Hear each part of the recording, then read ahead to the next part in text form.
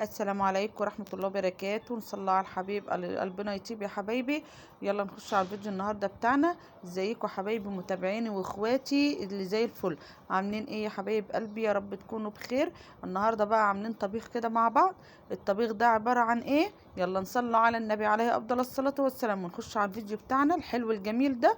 وهقول لكم النهارده ايه انا عامله لكم ايه. عاملين يا جماعة كفتة رز بالبطاطس، ودي عمايل ايديا والله العظيم، معمولة في قلب البيت هنا.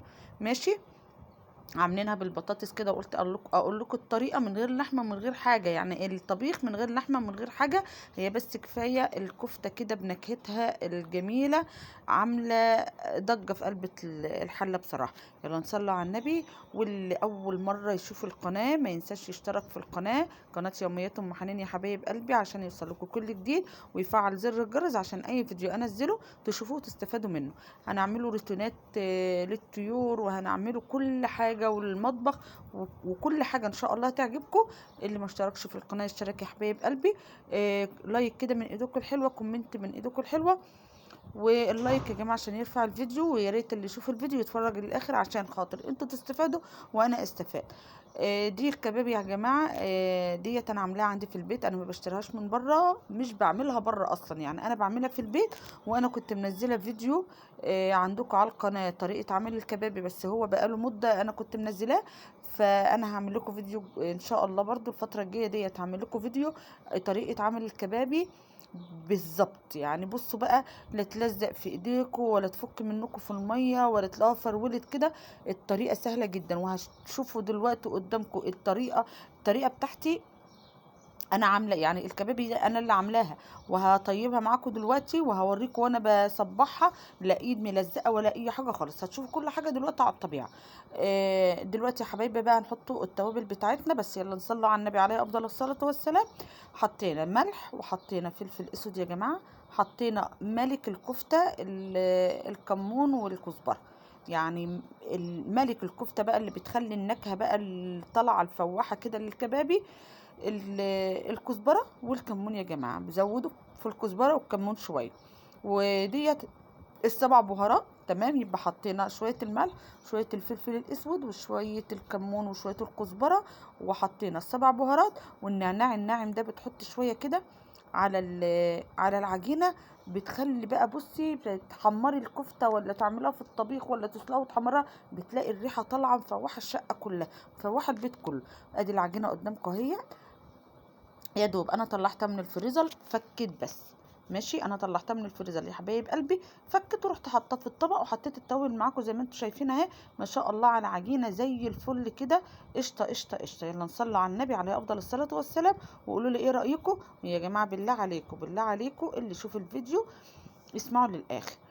ما حدش يتخطى الاعلانات، لان الاعلانات ديت هي رزقنا في القناه، يعني هي دي اللي بتدخل لينا الارباح بتاعه القناه. ماشي.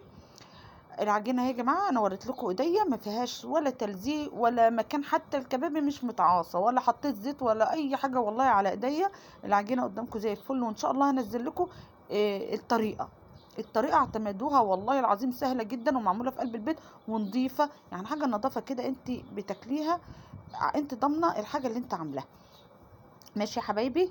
ديت اهيت اديني بصبحها اهو. وزي ما انتم شايفين يا جماعه، بصوا، عايزين تعملوها بقى كره مدوره، عايزين تعملوها صبع، دي حسب ايه حريتكم. انا بعملها كده وبتتحمر، وبعملها طبيخ. انما المسلوقه بتتبطط كده زي ما انتم عايزين بقى، بعملها لكم برضو وتسلقوها وتحمروها بتبقى زي الفل برضو. بس انا ديت انا هعملها طبيخ. وزي ما انتم شايفين والله يا جماعه، انا لا عوزت ايدي زيت ولا حاجه، ايديا عاديه خالص، انتوا زي ما انتوا شايفين اهو، ما فيش ولا تلزيق ولا حاجه كده يا حبايبي. انا عملت الكميه، شايفين بقى لون الكفتايه خضراء، لونها تحفه كده وماسكه نفسها، ما شاء الله ما شاء الله، زي الفل وزي القشطه، بالف هنا وشفا لينا وليكم. يلا نصلي على النبي عليه افضل الصلاه والسلام، وقولوا لي ايه رايكم يا جماعه في الفيديوهات اللي انا بعملها لكم. حد عايز استفسار، عايز حاجه زي ما قلت لكم، ابعتوا لي في الكومنتات وانا هرد عليكم في كل حاجه.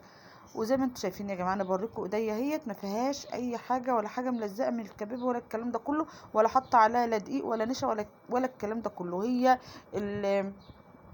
المقادير اللي انا بحطها، الخلطه اللي انا بحطها على بعضها بس، وشكرا على كده. كده جبنا شويه الزيت بقى وقدحناهم، وبنحمره كده. احنا بنحمره ايه الكفته زي ما انتم شايفين يا جماعه، واقسم بالله العظيم انا بحمرها ريحتها بس طالعه في التحمير كده حاجه تحفه، يعني تشبعك بس لوحدها. الريحه مفوحه في قلب الشقه كلها والله العظيم.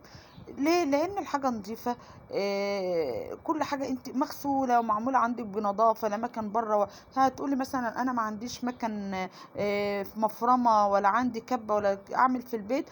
روحي لحد مضمون، اللي اقدر اقوله لك روحي لحد مضمون. انما لو عندك الحاجه دي متوفره في بيتك اعمليها في بيتك احسن لك بصراحه. كده احنا بنحط الكباب اهو زي ما انتم شايفين ونحمروه.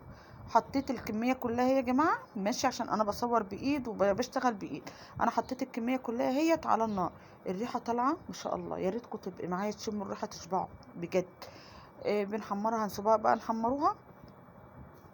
وادي يا جماعه بصوا، ادي اللي هي الكبابه هي ماشي. انا مش عايزه احمرها جامد عشان ما تبقاش ناشفه قوي، لان كده كده انا هحطها في الطبيخ ماشي. فانا بحبها ايه يعني، لا هي حمرا قوي ولا هي ايه ولا خضرا قوي، يعني في المعقول. انا كده حمرناها كده ديت الدرجه اللي انا عايزه اوصل ايه في التحمير. ما اقولكمش على الريحه، يعني انا كنت واقفه بحمر والريحه طالعه كانت مجوعاني بصراحه. اللهم صل وسلم وبارك عليك يا حبيبي يا رسول الله. ماشي، هنطلعوها بقى كده يا جماعه.